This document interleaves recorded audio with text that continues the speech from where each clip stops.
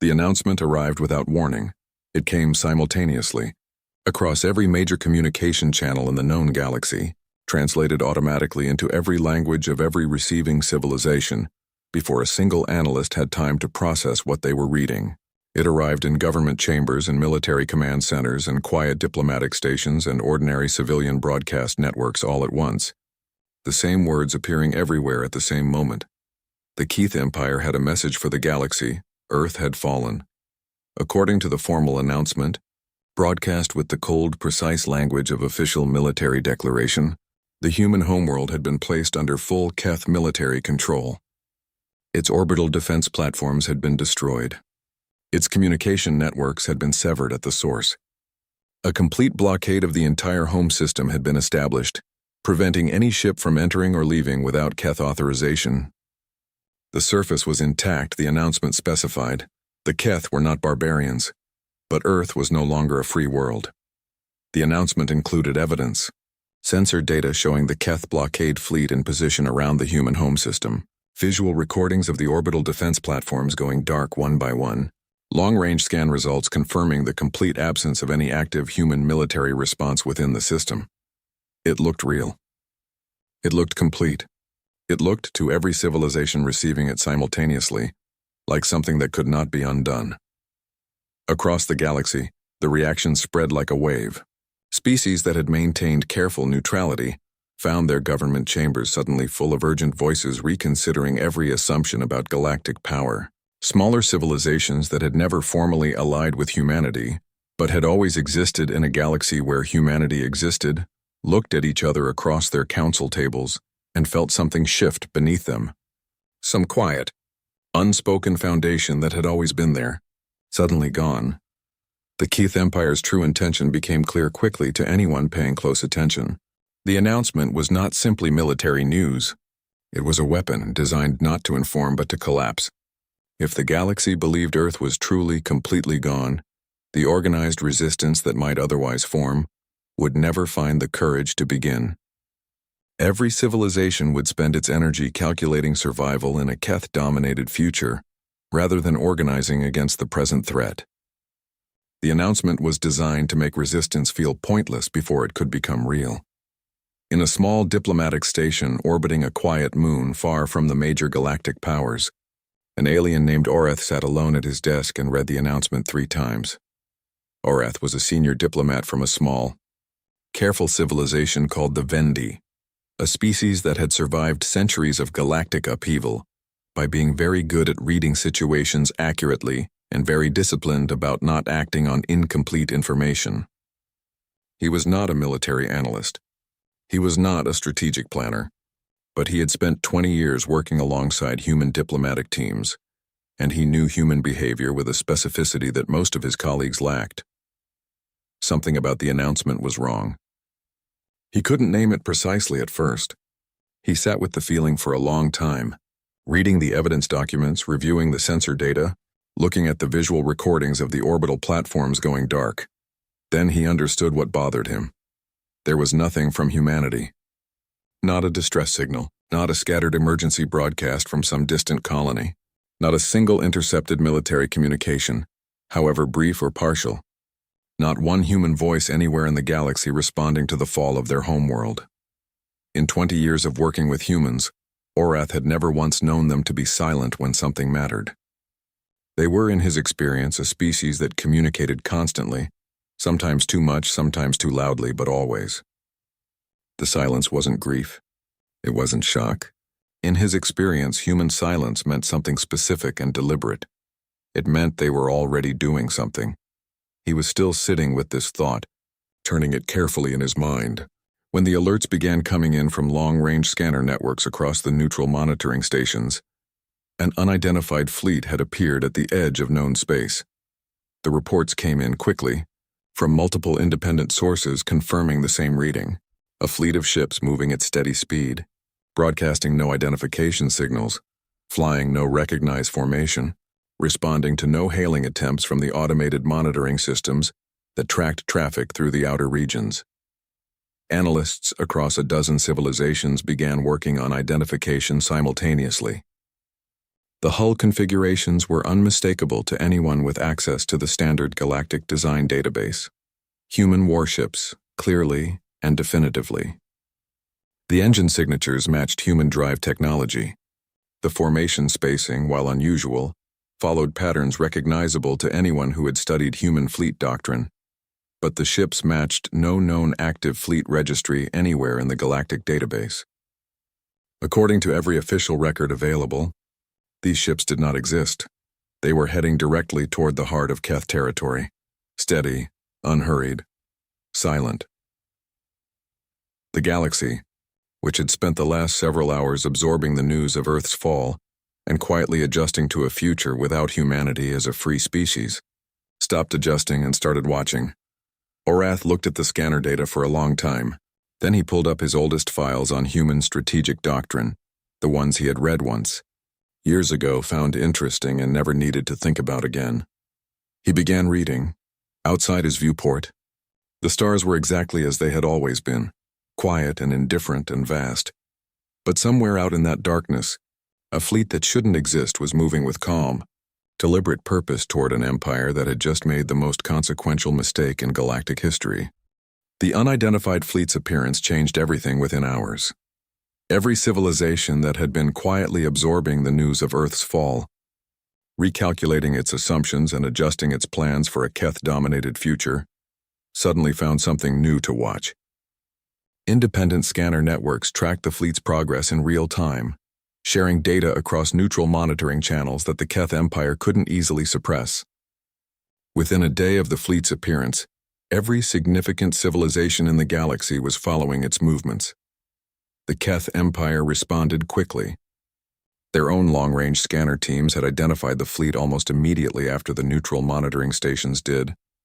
And within hours, Keth military analysts were working through the same identification problem everyone else faced. Human hull configurations, human engine signatures, human formation patterns, and absolutely no matching record in any fleet registry anywhere. They attempted contact repeatedly, automated hailing protocols across multiple frequencies, formal military demand broadcasts, direct channel requests through every communication standard the Keth possessed. The fleet responded to none of them, maintaining its course and speed without any visible acknowledgement that the Keth transmissions were even being received. The Keth High Command called an emergency session. Their analysts presented the identification findings, the contact failure reports, and their best assessment of the fleet's probable capability based on hull size and engine output. The assessment was concerning but manageable. The fleet was not large enough by conventional measurement to represent a decisive military threat against Keth home territory. The Empire had larger fleets. The Empire had better positioned fleets. This unknown force, whatever it was, could be dealt with. What the analysts couldn't explain was where it had come from. Orath, working through his old files in his small diplomatic station, found the answer before the Keth did. The document was called the Continuity Doctrine.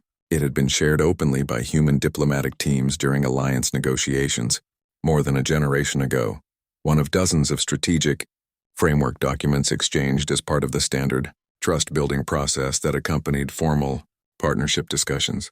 Most receiving civilizations had read it briefly, noted it as interesting, and filed it away under material that was relevant only in extreme scenarios nobody seriously expected to occur. Orath had done the same.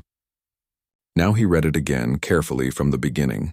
The principle was straightforward, stated plainly in the document's opening section. Earth was humanity's homeworld, but humanity's survival could not depend on Earth's safety. Any civilization that concentrated its entire military capability around a single point created a single point of failure. If that point fell, everything fell with it. The continuity doctrine solved this problem. Independent fleet commands, fully self-sufficient, operating under sealed orders pre-positioned at undisclosed locations outside the home system. Not connected to Earth's command structure in ways that could be severed by blocking the home system. Not dependent on Earth's supply networks or communication relays. Designed to operate indefinitely without any instruction or authorization from a homeworld that might no longer be reachable. The sealed orders activated automatically upon confirmed loss of Earth contact for a specified duration. The fleet commanders didn't need to be told what had happened. They didn't need orders from a government that might no longer exist. The situation itself was the instruction. Orath sat back slowly after, finishing the document, and stared at the wall of his small office for a long moment. The Ghost Fleet wasn't a rescue operation mounted in desperation after Earth fell. It wasn't a scattered emergency response assembled from whatever ships happened to be available. It was a contingency that had been carefully maintained for generations, quietly supplied and updated and kept in readiness, waiting for exactly the scenario that had now occurred. The Keth hadn't defeated humanity. They had activated humanity's most prepared response. He composed a careful message and broadcast it across every neutral diplomatic channel he had access to, addressed to every civilization currently watching the situation. He didn't editorialize or interpret. He simply attached the continuity doctrine document, noted where he had found it, and let the receiving parties draw their own conclusions. The conclusions spread quickly. Within hours, the framing of the Ghost Fleet's appearance across neutral galactic media had shifted completely. What had initially been reported as a mysterious and possibly desperate final response from a defeated species was now being discussed as something considerably more deliberate and considerably more significant. The Keth flagship coordinating the Earth blockade. The fleet's senior intelligence officer received Orath's broadcast and immediately requested an urgent meeting with the Keth High Command. The meeting lasted 3 hours. At the end of it, the High Command issued a new directive to the advance forces monitoring the Ghost Fleet's approach. They were to intercept and destroy it before it reached Keth territory. The directive was issued with the kind of firm, absolute language the Keth used when they wanted no ambiguity about their intentions. The Ghost Fleet was to be eliminated. Its existence was to be ended. The psychological impact of its appearance on galactic morale was to be reversed before it could develop into something the Empire would find more difficult to manage. 3 Keth fleet commanders received their orders, assembled their forces, and began moving to intercept. Meanwhile, the Ghost Fleet continued its approach without changing course or speed, broadcasting nothing, acknowledging nothing, responding to nothing, moving with the steady, unhurried patience of something that had been waiting a very long time for permission to begin. The Keth long-range scanner team spent 2 full days trying to classify the Ghost Fleet's weapon systems and came back with the same answer both times. They couldn't. This was not a minor analytical gap. The Keth Empire had the most comprehensive military technology database in the known galaxy, accumulated over 2 centuries of expansion, conflict, and careful study of every species they had ever encountered or defeated. If a weapon system had been used anywhere in known space in the last 200 years, the Keth had records of it. If a defensive configuration had been deployed by any species in any conflict, their analysts could identify it within hours. The Ghost Fleet's technology matched nothing in the database. Not approximately, not partially, nothing. The weapon signatures were detectable, energy outputs, emission patterns, basic physical signatures that any scanner could measure. But the underlying technology producing those signatures followed no design logic the Keth analysts had ever seen before. It wasn't simply advanced human technology. It was technology built around principles the Keth hadn't encountered in any form across 2 centuries of study. The defensive configurations were equally unclassifiable. Standard Keth offensive weapons were calibrated against known defensive systems. Every major species shield technology had been studied, tested, and accounted for in Keth tactical planning. The Ghost Fleet's defensive systems didn't fit any of those calibrations. The Keth had no existing tactical response prepared for what their scanners were detecting. This information reached the Keth High Command at the same time Orath's broadcast of the continuity doctrine was circulating through neutral galactic channels, and the combination of the two produced a long, quiet emergency session in the Empire's central command that the Keth did not broadcast or announce to anyone. Orath, monitoring neutral scanner data from his station, couldn't hear what was being said in that session, but he could piece together what it must have contained from what happened immediately afterward. A noticeable adjustment in the positioning of Keth fleet assets near their home territory, suggesting a high command that was quietly hedging against a scenario it hadn't fully planned for. He continued his own analysis. pulling together everything he could find about human military development programs from the Alliance-era documents he had accumulated over 20 years of diplomatic work. He was looking for any reference to independent technology development programs, research conducted outside the main human military framework, specifically designed to remain unknown to allied parties. He found references scattered across multiple documents, never detailed, always described in the careful language of something that existed but wasn't intended to be examined closely. Human military doctrine, he had always understood, operated on a principle of layered capability. What allies saw was real, but it wasn't everything. Every layer of partnership revealed a corresponding layer of independent preparation, maintained quietly beneath it. The Ghost Fleet's technology represented the deepest layer. The capability humanity had developed specifically for the scenario where every alliance had failed, every partnership had ended, and a single fleet had to accomplish what an entire civilization normally required. It wasn't technology designed to win conventional wars. It was technology designed for exactly this, facing a superior numerical force with no backup, no reinforcement, and no option except to be enough on its own. Orath broadcast a second message to neutral diplomatic channels, this one more direct than the first. He attached his analysis of what the scanner data suggested about the Ghost Fleet's technological capability, and what the continuity doctrine implied about how long that capability had been in development. He noted clearly that the Keth Empire had not defeated a weakened, desperate remnant force. It had triggered a response mechanism built on the assumption that everything else had already failed, which meant it was encountering humanity's most prepared and most capable military expression, not its least. The message was received across the Yao galaxy and discussed urgently in government chambers that had spent the previous 48 hours adjusting to the idea of a Keth-dominated future. On 3 Keth, warships moving to intercept the Ghost Fleet. Commanding officers read the updated intelligence assessments from the Home Command and made quiet, private notes in their operational logs about the discrepancy between what they had been told to expect and what the scanner data was now showing them. None of them transmitted these notes. Their orders were clear, their chain of command was functioning, and the Keth military did not encourage its officers to publicly document doubts about high command, decisions in active operational files. But the doubts existed.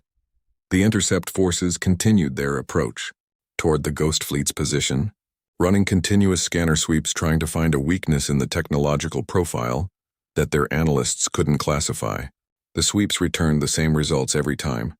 Energy signatures that could be measured but not interpreted, defensive configurations that had no match in the database, weapon systems that fit no existing tactical category. The Ghost Fleet continued its approach toward Keth territory, steady and unhurried, as if the intercept forces moving toward it were simply part of the landscape it was passing through rather than a military threat it needed to respond to. In his small diplomatic station, Orath watched the two forces drawing closer together on his scanner display and felt something settle in his chest. Not fear, exactly, but a quiet, focused attention. Something was about to happen that the galaxy had not seen before. He wanted to witness it clearly enough to report it accurately afterward. He kept watching. The Keth intercept force outnumbered the Ghost Fleet 3-1. 3 full Keth battle groups, drawn from the Empire's most experienced active fleet commands, positioned across the Ghost Fleet's approach vector in a standard encirclement formation. The same formation the Keth had used successfully in dozens of engagements across 2 centuries of expansion. It was designed to prevent any exit from the engagement zone while concentrating maximum firepower from multiple angles simultaneously. Against any known opponent, it was overwhelming. The Ghost Fleet's response to the encirclement formation was to stop, not retreat. Not attempt to break through the formation, simply stop, holding position at the center of the encirclement while all 3 Keth battle groups completed their positioning. The fleet sat there quiet and still for nearly 4 minutes while the Keth finished surrounding it completely. The Keth intercept commander, watching the Ghost Fleet hold its position without any apparent attempt to escape or maneuver, interpreted this as confirmation of the High Command's assessment. The fleet was not as capable as the concerning scanner data had suggested, and was now simply caught. He ordered the engagement to begin. What followed lasted 40 minutes. It did not go the way anyone expected, including the Ghost Fleet's commanders, who had trained for this scenario extensively but had never tested the technology in actual combat before this moment.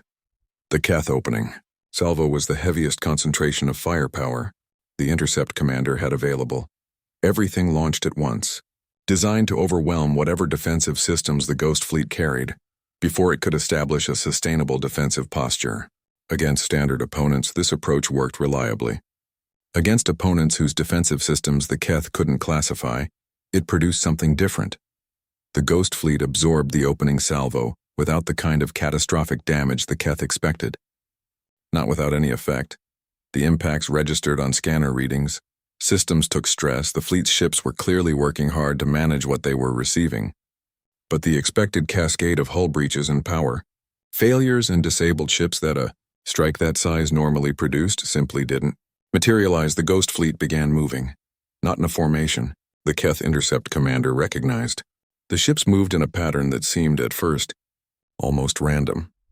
Individual vessels breaking from the main group, accelerating in different directions, then reconnecting with different parts of the formation in ways that continuously changed the geometric relationship between the fleet's ships and the encirclement around it.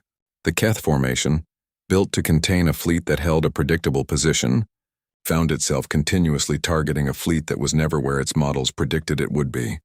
The Ghost Fleet's weapons fired for the first time. The results were immediate and significant. The technology that the Keth analysts couldn't classify produced effects that the Keth defensive systems weren't calibrated to manage.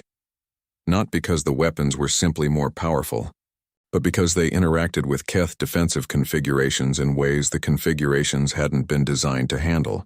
Systems that should have absorbed or deflected the incoming fire instead experienced failures that the Keth engineering teams aboard the affected ships couldn't immediately diagnose or repair. 3. Keth ships in the first battle group lost primary propulsion within the first 10 minutes. 2 more lost weapons capability. The battle group's ability to maintain its position in the encirclement began deteriorating faster than the Intercept commander could compensate for. The second battle group fared better initially, its positioning giving it angles the Ghost Fleet had to work harder to manage. The engagement in that sector lasted longer and cost the Ghost Fleet more than the first. But the same fundamental problem repeated itself. Keth defensive systems encountering offensive technology they hadn't been built to resist, producing failures that accumulated faster than they could be addressed. The third battle group, watching the first 2 deteriorate rapidly, attempted to adjust its tactics on the fly, pulling back from the encirclement, trying to create distance, shifting from an overwhelming concentration approach to something more measured. It was a reasonable tactical adjustment. It was also exactly what the Ghost Fleet's movement pattern had been designed to encourage. Opening angles that the Keth Third Group's repositioning created, and the Ghost Fleet immediately used. 40 minutes after the engagement began, the Keth Intercept commander ordered a withdrawal. It was the first time in 200 years of Keth military operations that an intercept force had withdrawn from an engagement it had initiated under favorable numerical conditions the Ghost Fleet did not pursue. It resumed its original course and speed toward Keth territory, as if the engagement had been a minor interruption rather than a decisive battle, and continued moving without any change in its behavior. The engagement recordings spread across the galaxy before the Keth could suppress them. Neutral monitoring stations had captured everything, and the data was already moving through independent channels too, distributed to shut down quickly. Within hours, every civilization that had been quietly adjusting to a Keth-dominated future was watching a human fleet defeat a force 3 times its size and continue advancing. The civilizations that had been closest to surrendering their independence stopped. Adjusting, Orath watched the recordings 3 times, paying careful attention not to the weapons performance or the casualty counts, but to the Ghost Fleet's movement patterns, the specific, practiced way the ships had moved together throughout the engagement. He had seen human fleet exercises during his diplomatic years. He recognized the underlying logic of what he was watching, even expressed through technology he had never seen before. These people had been training for this exact engagement for a very long time. The Keth Empire's second announcement reached the galaxy 18 hours after the engagement recordings had finished circulating. It was shorter than the first announcement. Less formal, stripped of the cold, precise military language that had characterized the original Earth Declaration, it acknowledged the engagement, described the Ghost Fleet's continued approach, and stated something that caused complete silence in every government chamber, diplomatic station, and civilian broadcast network that received it. The Keth were offering to negotiate. The blockade of Earth remained in place, the announcement specified, but the surface was intact and the population was unharmed. The Empire was prepared to discuss terms for a resolution of the current situation through diplomatic channels. A formal negotiating framework could be established immediately. The Ghost Fleet was requested to hold its current position pending the opening of talks. Orath read the announcement twice and then sat very still for a long time. In 200 years of expansion, the Keth Empire had never offered to negotiate with a species it had already militarily cornered. It wasn't simply that they preferred not to. It was that their entire strategic identity was built on the principle that overwhelming military force made negotiation unnecessary. You didn't negotiate when you could simply win. The concept of offering terms from a position of strength was, to Keth's strategic thinking, a contradiction in terms. The Ghost Fleet's response to the negotiation offer was to continue advancing without changing course or speed. No acknowledgement, no counteroffer, no communication of any kind, the same silence it had maintained since its appearance. This, Orath understood, was the most significant thing the fleet had done since it appeared on scanner networks. The Keth had expected the negotiation offer to pause the fleet's advance, to create uncertainty, to introduce the possibility of a resolution that didn't require the fleet to enter Keth home territory. It was a psychological maneuver as much as a diplomatic one, designed to slow momentum and create space for the Empire to reposition and reassess. The fleet's non-response removed that possibility entirely. By continuing to advance as if the offer hadn't been made, the Ghost Fleet communicated something more clearly than any broadcast could have. It wasn't stopping. Whatever the Keth offered was irrelevant to its movement. It would reach Keth territory regardless of what was announced in the galaxy's communication channels. The Keth High Command, receiving confirmation that the fleet had not altered its course following the negotiation offer, convened another emergency session. This one lasted longer than the previous ones.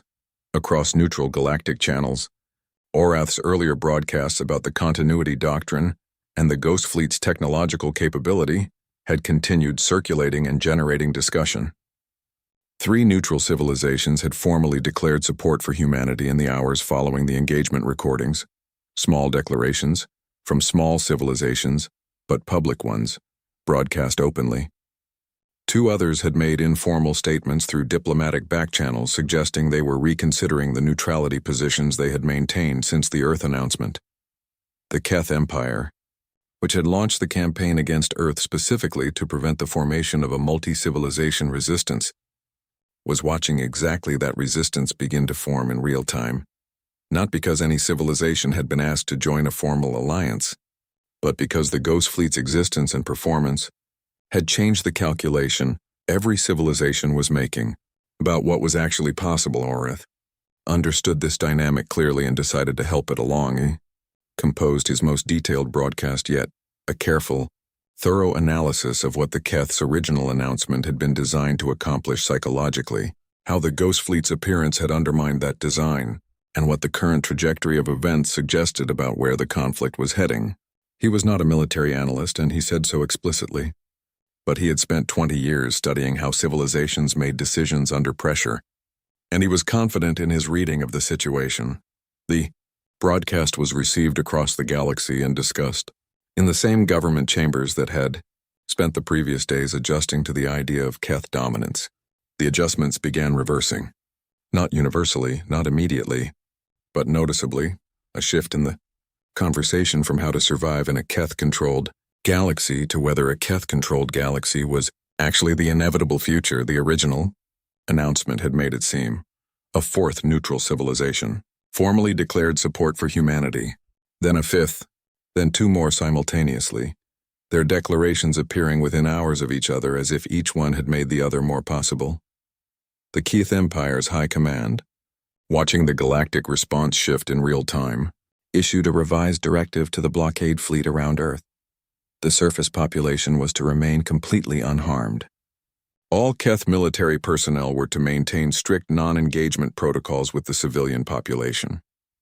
The directive was issued quietly, internally, with no public announcement, but it reached neutral monitoring networks through sources the Keth couldn't immediately identify, and within hours it was circulating through the same independent channels that had been distributing everything else. The Ghost Fleet, now close enough to Keth home territory that the Empire's home defense forces were beginning active positioning, broadcast for the first time since its appearance, not to the Keth, not as a military communication, to every civilization in the galaxy simultaneously, the same audience that had received humanity's first word at the conflict's beginning, the same audience that had watched everything unfold since. The transmission identified the fleet formally, confirmed that Earth's surface was intact and its population alive, and stated humanity's conditions for ending the conflict. The galaxy listened. Humanity's terms were 3 sentences long. They were broadcast on every open channel simultaneously, the same approach humanity had used for every communication since the conflict began, addressed to the entire galaxy rather than to the Keth specifically. Anyone watching could read them. Anyone watching could understand them. That was clearly intentional.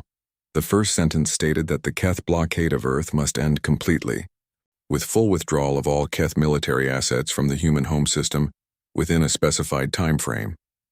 The second sentence stated that no reparations, territorial concessions, or ongoing military restrictions would be demanded from the Keth Empire in exchange for ending the conflict. The third sentence stated that in place of those conventional demands, humanity required the establishment of a permanent, binding, independently monitored galactic governance framework, a structured system governing how civilizations interacted, resolved disputes, and responded to military aggression, with enforcement mechanisms that didn't depend on any single species' goodwill to function. The galaxy processed these terms in near silence for several hours. The first term was expected. The blockade's end was the obvious minimum humanity would accept. The second term surprised almost everyone. A species that had just demonstrated the capability to press a significant military advantage into Keth home territory was voluntarily declining to extract the kind of compensation that 2 centuries of galactic conflict precedent suggested it had every right to demand. Every analyst following the situation had models prepared for territorial demands, reparations, forced demilitarization. None of them had modeled for this. The third term was unlike anything the galactic community had seen proposed in any conflict's resolution in living memory. Not a bilateral agreement between the parties involved, not a new alliance framework benefiting humanity's partners. A governance structure for everyone, the Keth included, once the current situation was resolved, built specifically to make this kind of conflict harder to start and easier to resolve for any species in the galaxy. Dorath read the 3 sentences and sat quietly for a very long time. He thought about everything he had watched over the previous days: the Ghost Fleet's appearance, the engagement, the Keth negotiation offer, the gradual shift in galactic opinion as civilization after civilization reconsidered the assumptions they had made when the original Earth announcement arrived. He thought about the continuity doctrine and what it said about how humanity planned for worst-case scenarios. He thought about the third term specifically. A permanent galactic governance framework wasn't something you could draft in a few days under military pressure. The concept was too complex, too carefully considered, the implications too thoroughly thought through. This had been prepared, not for this specific conflict necessarily, but for the general scenario, the moment when humanity had enough leverage and enough of the galaxy's attention to propose something that couldn't be ignored. The Ghost Fleet hadn't been built just to survive a worst-case scenario. It had been built to create the conditions in which something like this became possible. The Keth High Command, facing the Ghost Fleet at their border, and a growing coalition of newly motivated civilizations behind it, accepted the terms within 48 hours. The internal debate that preceded the acceptance was not recorded in any document that reached neutral channels, but the outcome was unambiguous. The blockade fleet began withdrawing from the human home system in organized, documented stages, confirmed by neutral monitoring stations whose data was shared across every independent channel simultaneously. As Earth's communications came back online, the planet's population learned slowly and in fragments what had happened in the wider galaxy during the weeks of their isolation.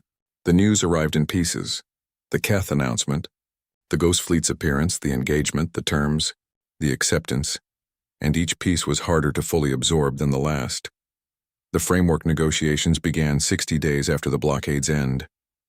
43 civilizations sent representatives. The Keth sent a delegation. Orath represented the Vendi, and spent 2 years in a conference complex that had been built specifically for the purpose, working through the most complex multilateral diplomatic process the galaxy had ever attempted. It was imperfect. Every compromise document produced by 43 parties with different histories, different interests, and different definitions of fairness was inevitably imperfect. But it existed, and it functioned, and the enforcement mechanisms it contained were real enough that the Keth Empire, conducting a quiet strategic reassessment in the months following the framework's ratification, concluded that the galaxy it now existed in was structured differently enough from the galaxy it had launched the Earth campaign, in that the strategic logic behind that campaign no longer applied. In the last day of the framework negotiations, Orath found himself seated briefly beside Admiral Sarah Vance, the Ghost Fleet's commander, now serving as humanity's lead representative in the final ratification sessions. He had wanted to speak with her since the negotiations began, but had never found the right moment. He found it now, in the quiet between the final session's end and the formal signing ceremony. The framework, he said carefully. It was prepared before the conflict began, wasn't it? The concept, the basic structure. Vance looked at him for a moment before answering. A version of it. We hoped we'd never need the fleet. We hoped even more that we'd never need to use the fleet to make the framework possible. But you prepared for it anyway, Orath said. We prepared for it because hoping things don't happen isn't the same as making sure you're ready if they do, she replied simply. Orath nodded slowly. He thought about the Ghost Fleet appearing on scanner networks, steady, unhurried, silent. He thought about the single word humanity had sent before the conflict began, and the 3 sentences they had sent to end it. You didn't build the fleet to win, he said. No. Vance agreed quietly. We built it to still be standing when the winning was over, so we'd have something left to build with.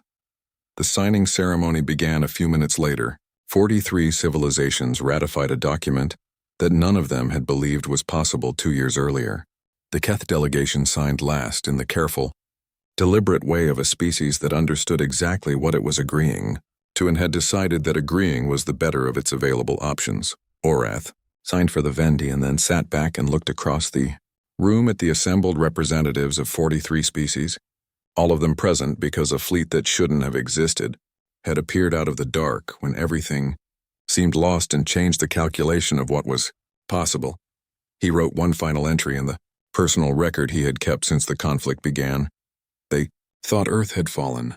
They were wrong about that, but they were more wrong about what humanity had built for the moment when it might. The fleet was never the point. The fleet was the means. What humanity intended to build if it survived, that was always the point. That is what changed the galaxy forever, not the ships. The intention behind them,